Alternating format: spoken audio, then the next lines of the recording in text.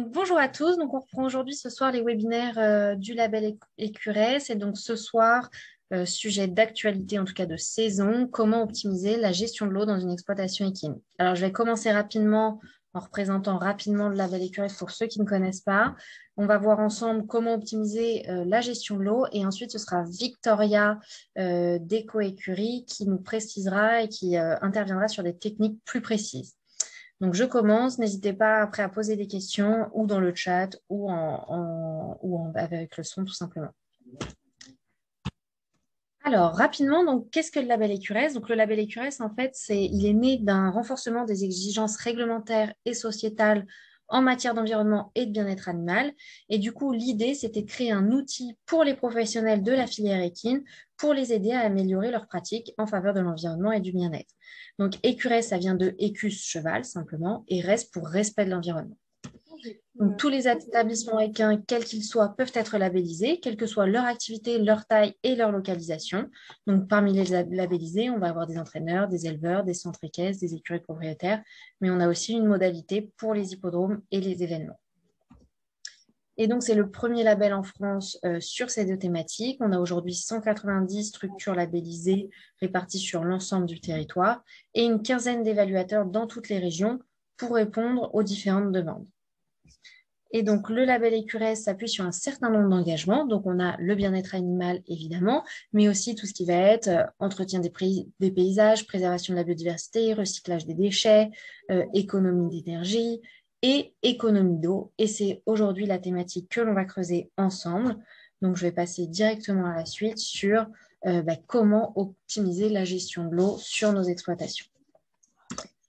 Donc aujourd'hui, dans le monde actuel, on le sait, l'eau est une denrée de plus en plus rare et précieuse et les activités hippiques donc, entraînent de fortes dépenses en eau, notamment pour tout ce qui est arrosage des sols d'entraînement, abreuvement aussi évidemment, mais on a moins de poids pour les diminuer. Et donc aujourd'hui, il convient d'entamer une réflexion pour réduire ces consommations d'eau. Et ces mesures auront une répercussion environnementale, évidemment, puisqu'on va réduire nos consommations d'eau et avoir moins d'impact sur l'environnement, mais également financière. Et donc, je vais vous donner plusieurs pratiques en tout cas, pour limiter ces consommations d'eau. Donc, la première des choses à faire, c'est d'avoir des compteurs d'eau par secteur. On a généralement un compteur d'eau général et l'idée, ça peut être d'avoir des sous-compteurs pour un petit peu voir finalement quels sont les postes les plus consommateurs d'eau et pouvoir agir en cas de fuite, par exemple, et d'être plus précis et de pouvoir agir plus rapidement pour limiter ces pertes d'eau. Donc, d'avoir des sous-compteurs, ça va permettre d'avoir des références pour vérifier tout de suite, être beaucoup plus réactif en cas de fuite. Il faut savoir que les fuites, par exemple, les fuites d'eau, chaque année, c'est environ 1,3 milliard de mètres cubes d'eau qui sont gâchés pour des fuites d'eau. Donc, c'est quand même un point important. Et donc, en ayant des sous-compteurs, on va connaître ces postes les plus consommateurs d'eau et pouvoir mettre en place un plan d'action en fonction de ces postes consommateurs d'eau et d'agir en fonction, par exemple, si c'est la carrière qui va utiliser plus d'eau, le manège ou autre, et d'avoir comme ça une analyse beaucoup plus fine. Donc, comme on l'a dit, en fait, là, c'est pas une, c'est la plus grosse consommation d'eau dans les structures équestres aujourd'hui, c'est l'arrosage des sols. En moyenne, on compte environ 4 mm d'eau par jour et par mètre carré d'eau pour arroser les sols en saison estivale. Et donc, on va avoir différentes solutions. Victoria va le préciser aussi avec des solutions concrètes par la suite. Mais une des premières solutions pour limiter les utilisations, les consommations d'eau, c'est finalement d'améliorer la rétention d'eau. Et comment on fait ça? En utilisant un sol avec un fibrage adapté. Et ça, on a des études de l'IFCE qui ont montré que d'utiliser un sol fibré pouvait permettre d'économiser jusqu'à 30% d'eau. Ensuite, on peut aussi aller vers des solutions de sol ne nécessitant pas d'arrosage. Par exemple, on voit de plus en plus de carrières à base de bois, de copeaux textiles ou autres. Le caoutchouc, ça existe aussi, mais il faut faire très attention là d'un point de vue environnemental sur tout ce qui est recyclage et finalement, qu'est-ce qu'on en fait, où est-ce que ça part. Tandis que les carrières à base de copeaux de bois, par exemple, alors évidemment, c'est pas du tout pour toutes les utilisations, mais pour des utilisations loisirs, centres équestres, ça peut être tout à fait cohérent et utiliser beaucoup moins d'eau. Dans tout ce qui est textile fibres, on a aussi aujourd'hui des carrières qui se font avec alors, un fond de forme, évidemment, un peu de sable, et après du coton, par exemple, pour, voilà, dans la même idée, limiter les consommations d'eau. Ces solutions, elles ont quelques limites. Par exemple, au-delà d'un mètre 10, on conseille, enfin, d'obstacles, le parcours d'obstacles au-delà d'un mètre 10, aujourd'hui, on ne les conseille pas encore. Mais en tout cas, selon les utilisations, ça peut largement suffire. Et ensuite, évidemment, un point important sur l'arrosage des surfaces, c'est d'arroser à des horaires évitant l'évaporation. Ça paraît évident, mais on voit encore souvent, trop souvent, sur des carrières qui sont arrosées le midi sur les heures les plus chaudes, et où finalement, on a une évaporation très importante. Donc, l'idée, c'est évidemment d'arroser plutôt le soir, quand la chaleur du jour s'est atténuée, pour éviter l'évaporation de l'eau.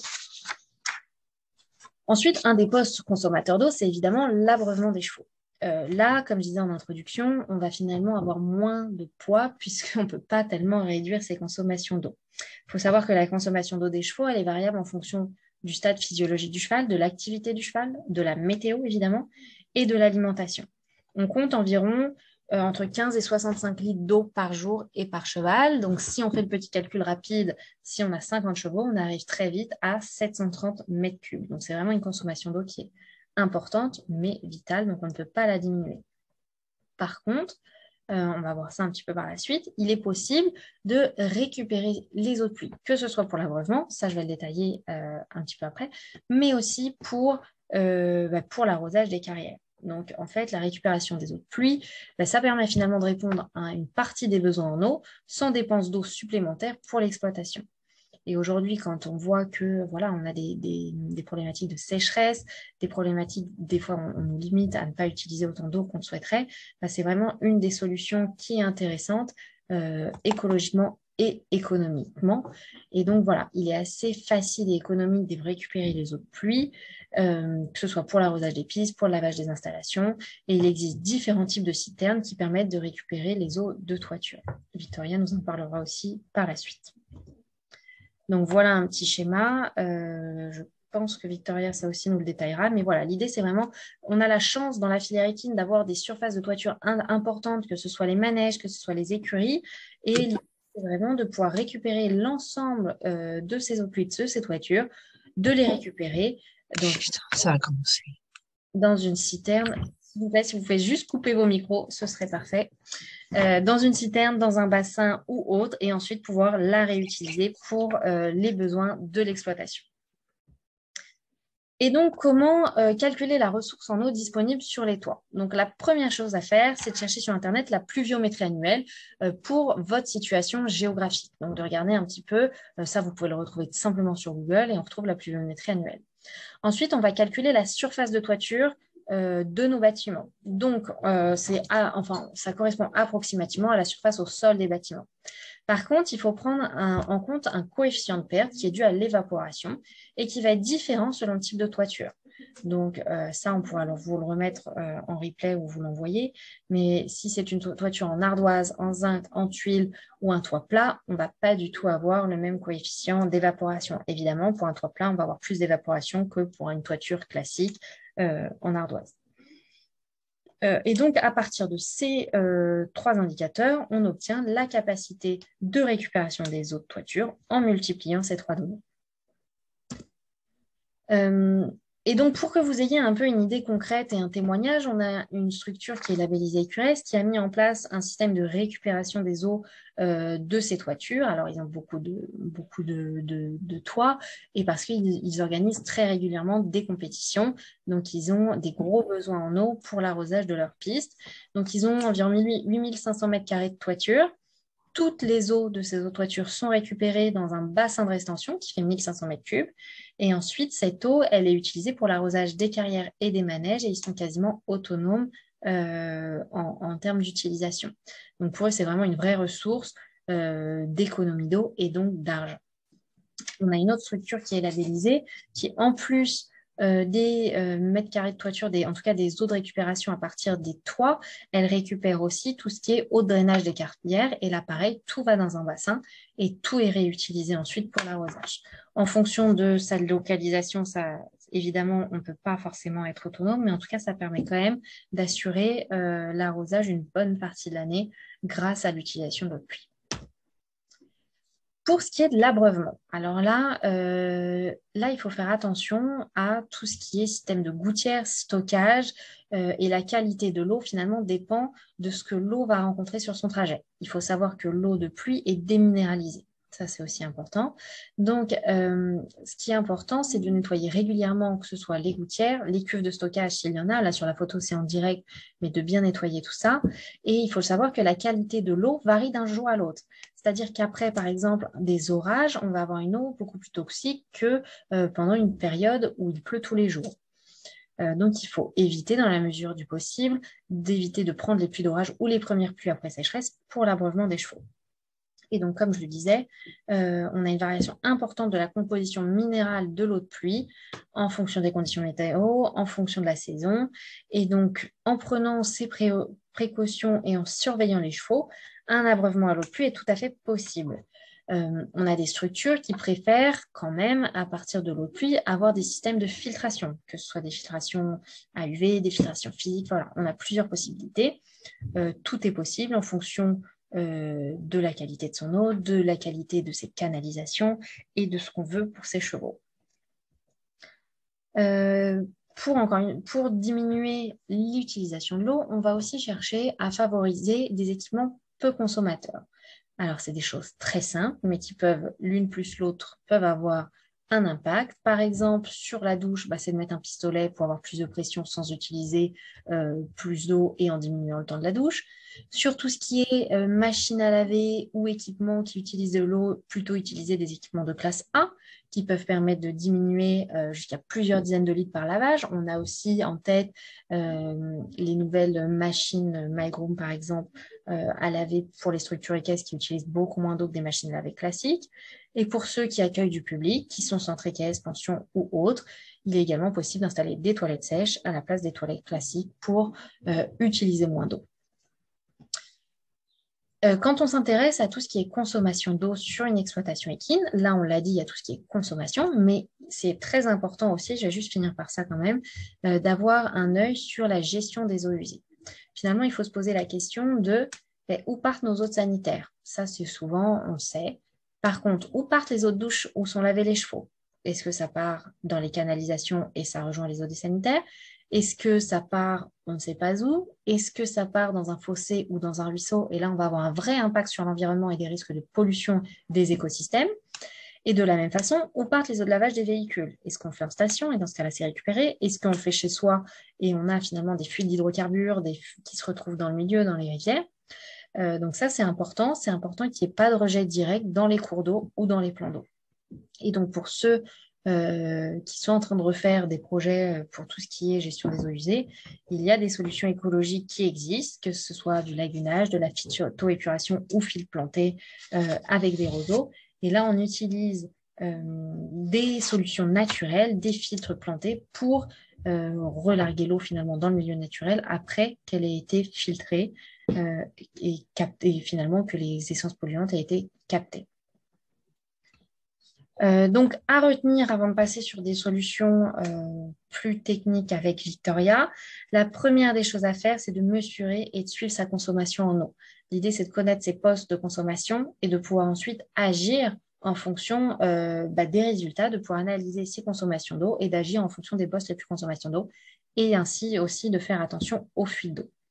La deuxième chose, c'est de limiter ses consommations en eau, à la fois par un entretien régulier des installations pour éviter les fuites, par des arrosages optimisés, que ce soit d'arroser aux bonnes heures de la journée, de faire attention à la provenance de l'eau, essayer d'avoir au maximum de l'eau qui vient des eaux de pluie, pas de l'eau du réseau de ville pour arroser ses sols équestres, et d'avoir des sols équestres qui permettent de limiter la consommation d'eau, on l'a vu, en fonction du type de sol, mais aussi en fonction du système d'arrosage qu'on a choisi. Et ça, Victoria va vous le détailler. Et enfin, c'est très important de mener une réflexion sur les eaux de pluie. C'est une denrée qui est à disposition de tout le monde, donc autant s'en servir, mais aussi sur les eaux rejetées pour faire attention aux pollutions et à nos activités qui peuvent finalement polluer via les eaux rejetées, les milieux et les écosystèmes. Je vous remercie. Je passe tout de suite la parole à Victoria et comme ça, à la fin, on gardera un temps d'échange pour que vous posiez vos questions à Victoria et moi-même. Victoria, tu peux partager ton écran normalement. Ouais, c'est parti. Super, on voit. Super. Alors, bonjour à tous et merci de participer du coup à ce webinaire. Donc, moi, je suis Victoria Bonnet, je suis technico-commerciale spécialisée en aménagement et création de sol équestre donc chez Eco-Végétal, affiliée maintenant avec Eco-Écurie, donc pour toute la partie aménagement équestre. Donc, du coup, dans un premier temps, je vais vous présenter ce petit PowerPoint qui regroupe un peu tout ce que nous, notre vision des choses par rapport à la gestion de l'eau dans le milieu équestre. Et puis après, on pourra échanger sur quelques questions ensemble. Donc, tout d'abord, je me permets de vous présenter Eco-Végétal. Donc, Eco-Végétal, on est situé, nous, à Brouet, dans le 28. C'est notre siège social. Donc, on a 3 métiers, les toitures végétales, la mise en place de parkings perméables et les sols équestres. La base étant toujours, en fait, le même point, justement, la gestion de l'eau. On vous présente un peu notre aspect écologique sur les photos du bas. Donc là, vous voyez notre siège social qui est basé à Brouet. Donc on est autonome au niveau de notre chauffage grâce à la culture de Miscanthus directement sur place. Toutes nos toitures sont végétalisées pour améliorer tout l'aspect isolation et gestion de l'eau. Et les murs sont faits avec une isolation en bottes de paille. Les parkings sont entièrement perméables, donc c'est que de la mise en œuvre éco-végétale, stabilisation éco-végétale, avec les produits que je vais vous présenter aussi derrière, du coup qui ont fait un dérivé sur les sols équestres. Et depuis quelques années maintenant, on développe pas mal la partie donc création de sol équestre et écurie active. Donc Eco-Végétal a mis en place le nom Eco-Écurie pour cette spécialisation. Donc, on propose la stabilisation et la création des sols de travail et de détente, donc travail, carrière, manège, longe, etc. Sol de détente sera plutôt toute la partie paddock, chemin et accès, donc pour la vie au quotidien, on va dire. Le confort du sol en intérieur également, donc avec des produits type matelas de couchage, tapis de couchage, tapis PVC pour tout ce qui est couloir d'écurie, salle de soins, douche et d'autres produits à venir également. Et aussi donc la partie conception d'écurie active qui est gérée par ma collègue Fanny Pirard qui n'est pas là ce soir, mais qui gère vraiment toute de l'étude de projet jusqu'à la conception d'écurie active et d'équipistes. Du coup, pour se remettre un petit peu dans le contexte de la gestion de l'eau, avec un peu de chiffres, il tombe environ 500 milliards de mètres cubes d'eau chaque année en France. On estime que 40% de la consommation d'eau des ménages pourrait être remplacée par de l'eau de pluie, donc en étudiant bien les projets, bien sûr. Et sur les 95 départements, 76 sont concernés par au moins un arrêté préfectoral en vigueur au 11 août 2020. Donc là, on est sur 2020, mais c'est des informations qui n'ont pas énormément changé en 2021, voire qui ont encore augmenté. Donc, ce qui nous donne les problématiques suivantes. Et bien, on passe d'un extrême à l'autre en fait, et on va être de plus en plus. Donc, c'est soit on n'a vraiment pas assez d'eau et là, donc on passe sur un taux de sécheresse qui est très haut et donc des restrictions, soit on en a beaucoup d'eau, beaucoup trop, pardon, donc en excès et là, on arrive sur un surplus d'eau, des inondations et un saturage des sols. Donc, pour imager un petit peu, nous, les cas qu'on rencontre souvent sur les projets, sur les demandes des clients. Donc là, voilà, c'est vraiment la saturation des sols. Donc la création de la boue, la sollicitation des sols en extérieur, donc pour les chevaux qui vivent dehors ou même les chevaux qui font box paddock, etc. En fonction de la surface que vous avez pour accueillir vos chevaux, ce sont les problématiques qu'on rencontre. Et donc là vient du coup la stabilisation des sols. La demande de stabilisation sur laquelle nous on répond par le biais de l'aide à l'éco-rasteur que je vais vous présenter sur le diapo juste après. Mais là, en fait, pour vous expliquer un peu l'impact sur les sols qu'a la stabilisation, donc vous avez un petit schéma à gauche qui vous explique le phénomène pluvieux. Le but étant, nous, de gérer donc l'infiltration des eaux, l'évapotranspiration, ça c'est vraiment à la base sur des sols végétalisés en fait. On va gérer l'évapotranspiration si on met en place des techniques de végétalisation. Sinon, la base, ça va être de gérer l'infiltration des eaux de pluie, donc pour éviter justement tout ce qui est création de boue, de flaques, etc. Le stockage temporaire si besoin qu'on va détailler aussi sur les autres diapos et après les drainages spécifiques vraiment si les projets sont assez atypiques et durs à gérer, on va mettre en place de gros systèmes de drainage en sous-sol en fait mais qui sont pas forcément obligatoires avec ce type de produit. Donc, on retrouve les qualités de la dalle sur la droite, le drainage performant, zéro ruissellement, donc grâce à l'infiltration des eaux, la portance de votre sol par le biais du système d'attache de la dalle que je vais aussi vous décrire par la suite. Le confort et l'hygiène pour les utilisateurs et aussi les chevaux, dans le sens où vous pouvez aller chercher vos chevaux, vous occuper de vos chevaux les pieds au sec, et on évite aussi du coup tout ce qui est problème au niveau des pieds des chevaux dû à l'humidité trop fréquente et permanente. Une pause rapide, dans le sens où c'est des systèmes qui peuvent se poser autant par le biais d'équipes de chantier, de terrassiers ou autres, enfin, c'est très polyvalent, ou même par l'utilisateur en lui-même. Ça, nous, on accompagne vraiment sur les projets de A à Z. C'est des systèmes qui sont très ludiques à poser. La résistance aux UV et au gel. Ça, c'est très important aussi parce que quand on vient mettre en place une stabilisation de sol, là, on est quand même sur de la dalle plastique, on est sur du polyéthylène basse densité pour notre part, ce qui permet d'avoir une très bonne garantie, mais aussi du coup une résistance aux UV et au gel, c'est-à-dire qu'elles sont autodilatantes, vous n'aurez aucun problème de casse avec ce type de système dans le temps. Et donc bien sûr la stabilité due au système d'attache breveté par Tenon Mortez qui donne aussi la garantie de 20 ans de la dalle que je vais vous expliquer de suite. Donc la dalle EcoRaster, la première base, donc c'est l'infiltration. Là, vous voyez un peu à quoi elle ressemble. Donc recyclée, recyclable, brevetée par les Tenon Mortez. Donc ça, c'est un système qui est breveté, sécurisé, et elle s'adapte à tout type de projet. C'est-à-dire que avec la dalle de base, on peut répondre à de la stabilisation de chemin, de paddock. On peut les mettre en place sur des sols de travail. On peut stabiliser du chemin d'accès tracteur, du parking poids lourd, pardon. Voilà, on peut vraiment, avec cette base de produits, en adaptant la hauteur de la dalle et du coup la portance aussi des parois, répondre à un projet global, quoi. Et donc, je parlais de la garantie juste avant, on est sur un produit qui est certifié garantie 20 ans. Voilà pour la dalle.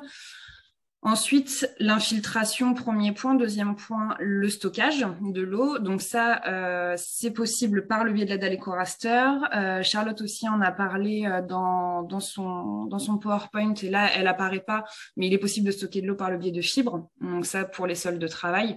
On en reviendra, j'y reviendrai juste après. Mais non, la dalle EcoRaster, elle peut retenir l'eau. Donc là, celle que vous voyez, c'est la TR40. C'est une dalle de 4 cm de hauteur à réserve d'eau. Le but étant de drainer l'excédent d'eau, de gagner en stabilité et d'amener de la rétention d'eau par le biais des petites réserves que vous voyez. Alors, on n'est pas sur un système d'arrosage ou sub-irrigation ou quoi que ce soit, c'est vraiment de la rétention d'eau pour apporter un peu d'économie sur vos sols de travail. Hein. Généralement, on met ça sur les carrières ou longes extérieures. Le but, c'est d'amener en fait du maintien d'humidité sur du plus long terme sur vos sols. Donc, c'est pour gagner quand même quelques litres d'eau sur l'année, en sachant qu'on peut stocker jusqu'à 5 litres au mètre carré, grand maximum. Et donc ensuite, après le stockage, donc c'est la récupération et la régularisation de l'eau, pardon, c'est dur à dire. Le schéma que vous voyez là, c'est celui qu'on a vu sur le premier PowerPoint. Donc, les cuves à récupération d'eau, du coup. Alors là, on est sur des projets qui se pensent vraiment en amont, c'est-à-dire qu'on ne peut pas demander juste une cuve, se dire tiens, j'ai besoin de 10 mètres cubes, d'une cuve de 10 ou 20 mètres cubes, je vais poser une cuve de 10 ou 20 mètres cubes. On est vraiment sur des projets qui se pensent en amont, des dossiers qui se montent, des questions qu'on va vous poser par rapport à vos structures, à vos besoins, donc à l'aspect géographique, pluviométrique et donc aussi sur le nombre de surfaces des toitures, pardon. Et donc après, une fois qu'on a ces informations-là, on rentre un peu dans vos besoins. Donc le besoin de l'arrosage par rapport du coup à l'abreuvement, à l'arrosage de vos sols de travail ou autre, si en fonction de ce que vous avez besoin. Donc là, le schéma reproduit bien l'eau de pluie qui tombe sur la toiture, la récupération qui retourne jusque dans la cuve, le trop-plein qui peut être géré aussi derrière de différentes manières, et donc après la redirection de l'eau en fonction des besoins. Je vous ai mis quelques chiffres sur ce PowerPoint pour donner une petite idée du coût de la consommation d'eau. Donc, sur la première, on est sur 730 mètres cubes d'eau. On parle là à l'année pour l'abreuvage des chevaux. 1,080 mètres cubes pour les carrières. Donc là, on est sur 1,080 au mètre carré à l'année. Donc ce qui donne, on parle entre 3 et 4 litres d'eau à la base par jour au mètre carré. Pareil, ça peut différer en fonction du projet, de l'arrosage, c'est un arrosage interne ou externe. Là, ce sera complètement différent, mais on va y revenir après. 15 litres d'eau pour doucher un cheval, c'est pour une douche. Et 10 litres pour nettoyer l'écurie, c'est pareil, c'est pour un seul nettoyage. Donc, récupérer, réguler, on retourne toujours sur les cuves. Donc, vous avez différentes cuves qui sont possibles à mettre en place. Pareil, toujours en fonction des projets. Les tailles sont différentes. La matière sera différente aussi en fonction de l'eau que vous voulez récupérer et comment vous voulez la réutiliser. Donc, vous avez des cuves plates. Donc, ça, c'est un tout nouveau modèle sur lequel on travaille avec notre fournisseur. Là, on est sur des petites cuves pour vraiment un petit stockage. C'est des cuves qui sont très simples à poser. C'est vraiment si vous voulez récupérer de l'eau pour l'usage quotidien. Après, on passe sur de la plus grosse cuve, polyester, inox ou acier, où là, on est sur du coup des stockages assez importants, où là, on sera vraiment sur tout ce qui est arrosage des sols extérieurs, donc sol carrière, ronde-longe, manège, etc. Et donc ensuite, on passe sur la phase irrigation. Une fois qu'on a bien géré toutes ces premières parties, l'irrigation, donc ça va être l'apport en eau pour le coup. Donc la gestion de l'irrigation, les objectifs, ça va être de venir chercher de l'économie au niveau de votre eau. Une certaine homogénéité, donc là, bien sûr, on parle sur l'arrosage des sols de travail. Les sols praticables en toute saison. Donc ça va être la bonne gestion entre la gestion du trop plein d'eau et l'apport qu'on veut ramener sur les sols et le confort des sols pour vos chevaux. Donc bien gérer le taux d'humidité que vous allez apporter dans vos sols en fonction de la qualité que vous voulez avoir et en fonction de la discipline que vous allez pratiquer. Donc, différentes solutions d'irrigation s'offrent à vous. Donc la première, la subirrigation, donc l'arrosage par le sol et par capillarité. Plusieurs systèmes peuvent être mis en place, du système donc de tuyaux directement d'arrosage sous votre couche de travail, du système dalles de stabilisation avec tuyaux goutte à goutte encastrés, ce que nous par exemple on propose, dalles perméables pour les laisser passer, donc toujours en gardant l'infiltration des eaux, ou alors sous-sol fermé pour récupérer et faire donc des circuits fermés, récupérer le surplus et renvoyer dans le système d'arrosage. Vous avez ensuite des systèmes d'arrosage par aspersion, donc ce qu'on voit très généralement sur les sols, donc ce qu'on appelle les canons d'arrosage en extrémité de carrière. Ensuite, on a la citerne tractée, qui est un système d'arrosage qui fonctionne très bien. Donc, on est sur une citerne d'épandage, les grosses citernes que vous voyez en agricole, avec une forte pression du coup en sortie, tractée derrière un tracteur. Et donc, vous venez arroser vos sols de cette manière. Il y a un peu de limite sur ce moyen d'arrosage, dans le sens où ça demande quand même beaucoup de manutention et vous ne pouvez pas mettre beaucoup de mètres cubes dans une citerne. Et ensuite, pour les sols couverts, on a aussi toute la partie brumisateur. Donc, sur les sols de manège qui fonctionnent aussi très bien du fait qu'on ait beaucoup moins d'évaporation et de sollicitation. Je vous ai parlé donc du coup de la subirrigation et d'un système de dalles de stabilisation avec tuyaux goutte à goutte intégrés. Donc c'est ce que nous, Eco-Écurie, on propose, qui s'appelle donc Hydroground. Donc on est sur des dalles en PVC perméables, donc qui sont percées en gros, avec un tuyau goutte à goutte qui vient s'encastrer dans la dalle. Ça c'est très important aussi à prendre en compte. Donc on a des tuyaux environ tous les 30 cm dans les dalles. On est sur un système basse pression. Le but avec Hydroground, donc, c'est de faire une économie d'eau jusqu'à 50%. Donc là, on parle par rapport à un arrosage en aspersion, donc par le dessus. Pas d'évaporation, étant donné qu'on vient arroser par capillarité, donc par le dessous. Toute la couche, en fait, va être humidifiée de toute la couche de travail. Mais donc, du coup, on stocke le plus par le bas, donc pas d'évaporation par le dessus. Moins de gaspillage, homogénéité du sol dans le sens où on a la même quantité d'eau répartie sur toute la surface. Utilisation de la carrière, donc des sols en général pendant l'arrosage. Ça, c'est vraiment le côté pratique. Et donc derrière, ce que vous voyez, c'est la mise en place du système, donc préparation du sol comme une préparation lambda, en sachant qu'avec ce type de système, on on a moins de préparation en amont du fait qu'on soit sur de la dalle de stabilisation, on apporte du coup plus de portance et de stabilité au sol. Donc, il y a forcément moins de préparation sur le travail de terrassement. On apporte l'alimentation en eau, qui peut être toute arrivée d'eau. Hein. Vraiment, là, pour le coup, forage, puis arrivée d'eau classique. On peut tout mettre vu qu'on est sur une pompe à basse pression pour du goutte à goutte. L'installation ensuite du système d'arrosage et la couche praticable à mettre directement par-dessus. Donc, étant donné que les tuyaux sont encastrés, on est vraiment sur un sol qui est plan, malgré la subirrigation. On n'a pas de tuyaux qui dépassent du fond de forme. Donc, on est sur une vraie stabilité. On n'a plus qu'à poser le sable, fibré ou non, et à venir niveler derrière. On travaille aussi sur des projets, enfin sur un projet de sonde d'humidité. Donc ça va être à mettre en place avec l'hydrogramme. L'idée, c'est de mesurer le taux d'humidité en continu des sols, donc de travail, de pouvoir en fait jauger le taux d'humidité correct en fonction, pareil, de la discipline, de l'exposition, etc. Enfin, de toutes ces choses à prendre en compte.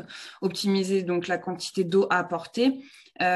Économie d'eau et d'argent dans le sens où c'est la sonde, en fait, si vous voulez, qui prendra le relais sur le côté manuel. C'est-à-dire que dès qu'elle va se déclencher, dès que le taux d'humidité sera un peu trop faible, s'arrêter dès que le taux d'humidité sera remonté, du coup, au bon pourcentage. Donc là, on est vraiment sur un système qui se gère tout seul et le but, c'est d'être sur une économie d'eau en continu et donc forcément d'argent.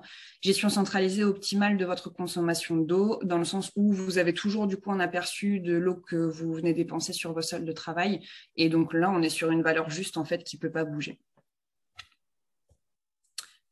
Et voilà. Merci pour votre attention. On va passer à la partie questions. N'hésitez pas, en tout cas, on est là pour vous répondre. N'hésitez pas à poser vos questions soit dans le chat, soit en prenant la parole, tout simplement.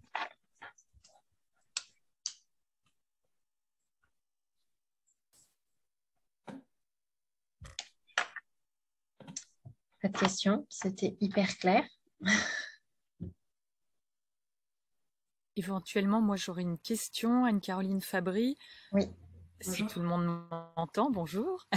Très bien. Elle est plus basique, elle revient au compteur et au sous-compteur. Alors, il faut les relever. Quand on a beaucoup d'hectares, ça peut être assez astreignant et on ne le fait pas forcément tous les mois.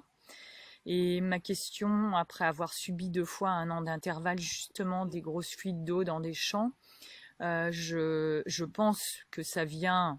Pour ma part, mon analyse est que ça vient de matériels que l'on utilise aujourd'hui qui sont de moins bonne qualité pour l'adduction d'eau par rapport à avant, parce que je constate ça sur des nouvelles installations par rapport à d'anciennes. Et puis ma question, c'est pourquoi est-ce que les fournisseurs d'eau ne sont dans beaucoup de régions toujours pas capables de nous apporter une connexion avec des alertes Internet quand il y a des grosses fuites? Alors ça, pour le coup, je sais que sur des grosses structures type hippodrome, ils le font. J'ai absolument pas la réponse de savoir pourquoi ils ne le font pas partout et pourquoi pas pour tout le monde. Est-ce que c'est à partir d'une certaine quantité d'eau parce que les hippodromes ont des consommations bien plus importantes que des exploitations agricoles classiques? Est-ce que c'est pour ça qu'ils sont considérés, je sais pas, peut-être dans une tranche au-dessus et du coup ils ont des alertes? Mais c'est vrai que les hippodromes ont des alertes. Certains, en tout cas, je ne peux pas vous répondre du pourquoi les exploitations équines agricoles plus classiques ne l'ont pas. Je ne sais pas du tout si on peut, je vais me renseigner si on peut voilà, payer peut-être un petit quelque chose en plus pour avoir ces alertes-là ou si ça pourrait être fait automatiquement. Très bonne question. Je sais que voilà, ça commence à se faire pour des très grosses structures. Pour des plus petites structures, je vais me renseigner si on ne peut pas avoir un service d'abonnement peut-être simplement. Je vais regarder ça. Alors, à la hauteur de mon expérience, donc la remarque, c'est que ça fait des années qu'ils nous installent des relevés automatisés à distance et que le but, je dirais même ça fait 10 ans, c'était justement de pouvoir connecter ça à des systèmes de connexion. Et la réponse qui m'est donnée ici en Normandie, c'est que bien évidemment ils ont installé ça, mais pour l'instant les syndicats des eaux, qui sont des structures finalement assez locales, hein, plus petites que même que le département, dans des zones rurales, ne choisissent pas de faire cet effort de connexion, enfin de demander à leurs fournisseurs d'eau de faire cet effort financier, parce que ça impacterait le prix du mètre cube. Mais à l'arrivée, quand vous avez à chaque fois des grosses fuites d'eau pendant On vous a perdu. Partait en sol, on ne s'en rendait pas du tout compte, hein. Les arbres les ont bu, mais on ne voyait pas en surface ce problème énorme puisque il avait lieu à chaque fois, en fait, au niveau de la jonction entre la connexion par le fournisseur d'eau et nos débuts d'installation. Oui, c'est sûr qu'à la fin, c'est étonnant parce qu'à la fin, ils s'y retrouveraient d'un point de vue prix au du mètre cube, ils s'y retrouveraient pour éviter toutes ces fuites-là. Non, alors eux, ils s'en fichent parce que de toute façon, ils vous fournissent. Donc, Oui. ils vous facturent aussi. Et Donc, ils s'en fichent. c'est sûr. Et la plupart des syndicats des eaux vous disent « Ah oui, mais ça toucherait peu d'agriculteurs, peu de gens. C'est Et énorme. donc, ça impacterait beaucoup de concitoyens qui, eux, ont juste de l'eau pour leur baignoire et leur machine à laver. Et donc, chez qui les fuites ne sont pas importantes et qui, accessoirement, ça c'est moi qui le dis, sont couverts en fait par la loi Hartmann qui, elle, les protège. Alors qu'en tant que professionnel, on n'est pas protégé par la loi Hartmann. Surtout que non, parce que les fuites d'eau, on le sait, ça représente 20% du volume d'eau total utilisé. Donc, c'est énorme. Enfin, c'est pas anodin du tout. Ouais, non, là, faut que je me renseigne sur les alertes. Voilà. La seule réponse, c'est que certains ont les alertes.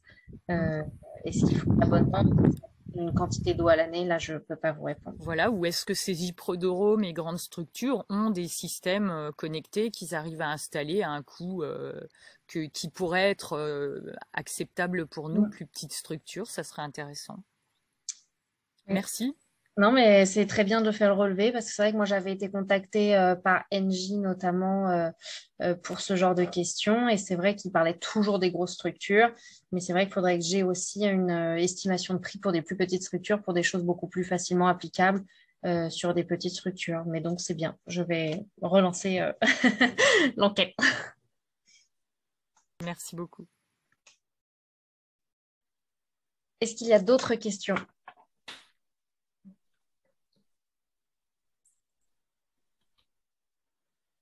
Peut-être, Victoria, tu as pas précisé, je sais pas, je sais que vous distribuez à un moment les sols justement qui permettaient d'avoir aucune utilisation d'eau, les sols noirs. Et Oui.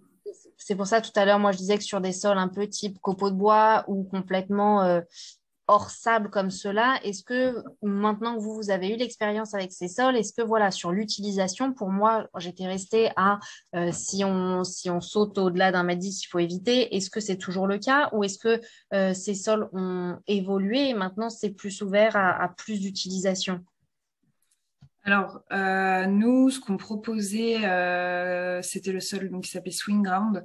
C'était du copeau, en fait, de tout ce qui était, par exemple, moquette de voiture ou, enfin, pour vous donner un peu l'idée, qui était recyclé. On a fait quelques sols avec ça. Après, le problème qu'on a rencontré avec ce type de sol, en fait, c'est que par rapport à la discipline et aux besoins qu'avaient nos clients, ça correspondait pas dans le sens où c'est des sols qui ont du mal à se compacter, en fait. C'est des sols qui sont pas forcément polyvalents, qui ont beaucoup de rebonds, mais voilà, qui n'ont pas beaucoup de frappe, et donc ça correspondait pas forcément aux besoins des clients. Donc on a arrêté de distribuer ce type de sol.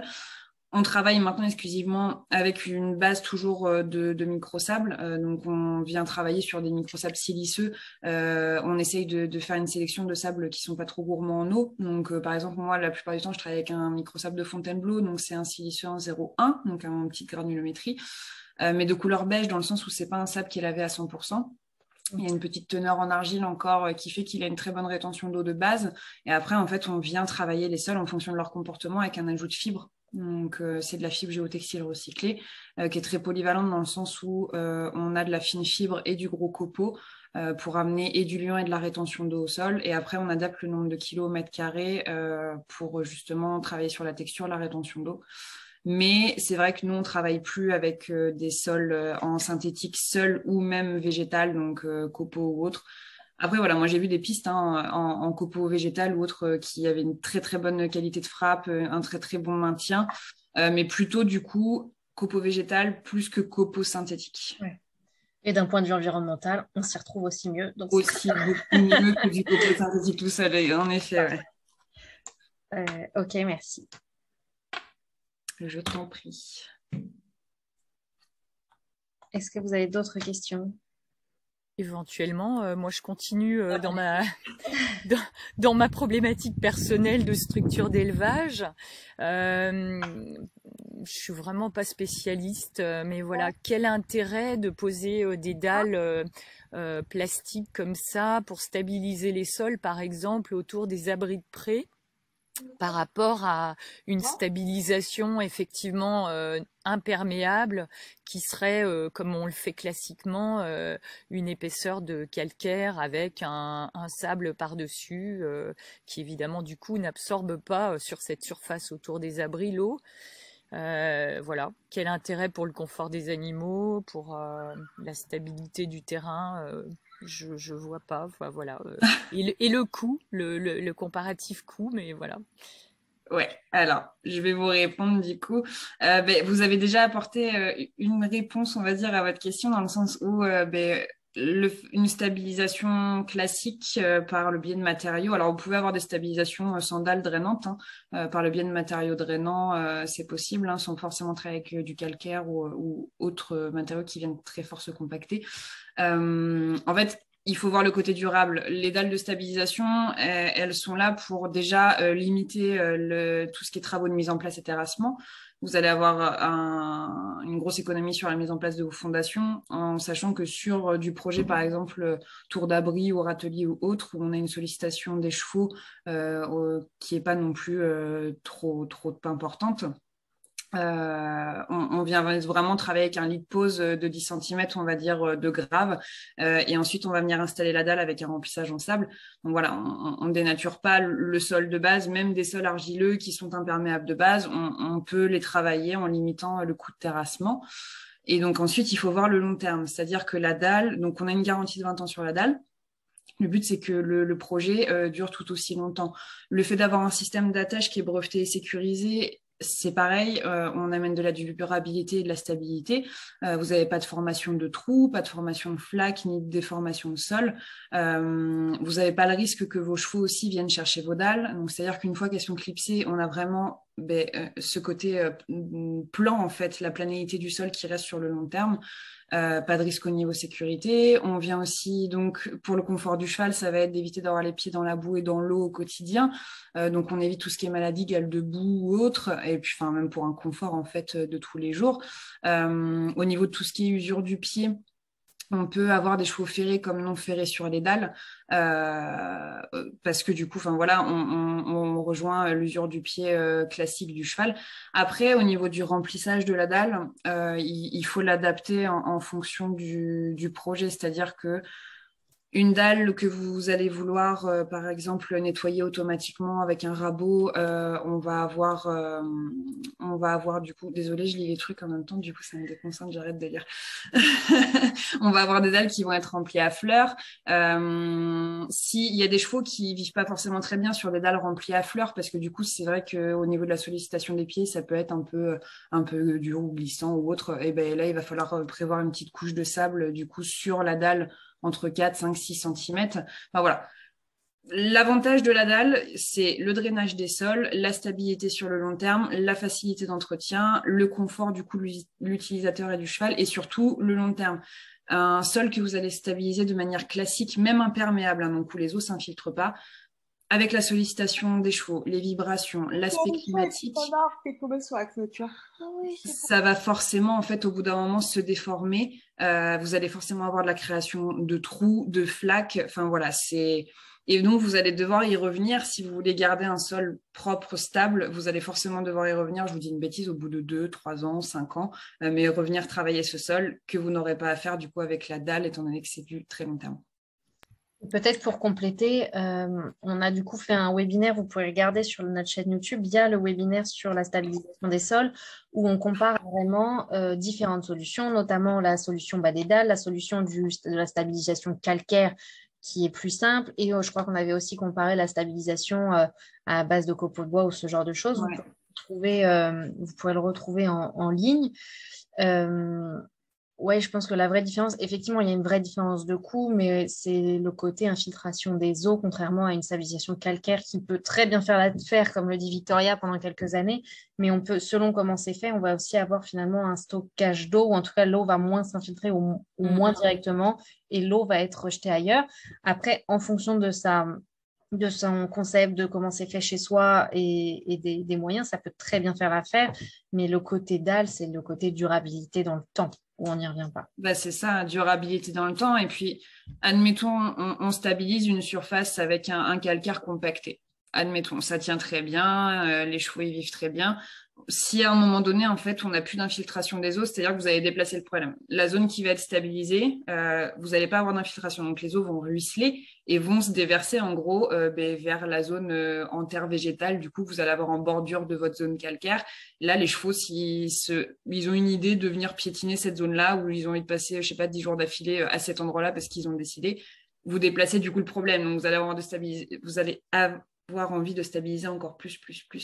Avec la dalle, l'intérêt, c'est vraiment d'infiltrer l'eau, donc d'avoir moins ce problème d'eau qui va s'éparpiller sur d'autres zones. C'est sûr qu'on est sur un investissement un peu plus important. Après, est-ce que au cumulé, en stabilisant tous les 2 ans, en refaisant vos zones, au cumulé, est-ce que du coup, vous y retrouvez par rapport à l'investissement de base avec des dalles ou du coup, vous allez être tranquille sur 10, 15, 20 ans? Enfin voilà, ça s'étudie pour le coup. Tout le projet est différent en fonction de la nature des sols, des dalles qu'on va mettre, de si on pose ou non. Parler là de coût à l'achat, je peux vous donner des tarifs sur la dalle en elle-même, mais ça c'est des projets vraiment qui s'étudient en amont avec une étude de ma part, des chiffrages et voilà. Oui, le choix de la solution dépend aussi même du sol, simplement. Il y en a, sur Exactement. des endroits, il va y avoir besoin de stabiliser, d'autres absolument pas. C'est intéressant parce que je vous rejoins complètement sur le prix effectivement du terrassement qui est très élevé de toute façon. Donc du coup, si ça le limite, c'est très intéressant. Mais effectivement, ma question était, j'allais vous demander sur les sols que l'on a en Normandie en fond de vallon qui sont très glaiseux, pas du tout soutenus par des sous-sols en pierre dessous. Est-ce que justement c'est plus compliqué, plus onéreux? Donc maintenant, voilà, j'ai réponse. Ça nécessitera une analyse, mais je trouve ça très intéressant et effectivement, des sols calcaires avec du sable dessus, et effectivement, on doit revenir dessus tous les 3-4 ans et restabler et reniveler, donc c'est un coût. Et effectivement, ça déplace le problème puisqu'effectivement, l'eau s'évacue et donc là où sortent les chevaux ensuite, c'est là qu'on a effectivement des zones trop profondes et ça crée même un petit risque de traumatisme Bien sûr. entre un sol qui soutient et qui est sec pour les pieds et un sol qui tout d'un coup est trop profond et trop mou. Donc merci pour toutes ces analyses et je reviendrai vers vous pour une analyse plus profonde en fonction des sous-sols. Avec plaisir. Merci beaucoup. Eh bien, écoutez, si vous n'avez pas d'autres questions, on va pouvoir clôturer. J'ai enregistré le webinaire, donc je pense qu'on pourra le mettre en replay. Et si vous avez des questions, n'hésitez pas. Vous avez nos contacts sur nos sites internet. Si vous n'avez pas les contacts personnels, vous les retrouvez. Et je vous souhaite à tous une très bonne soirée.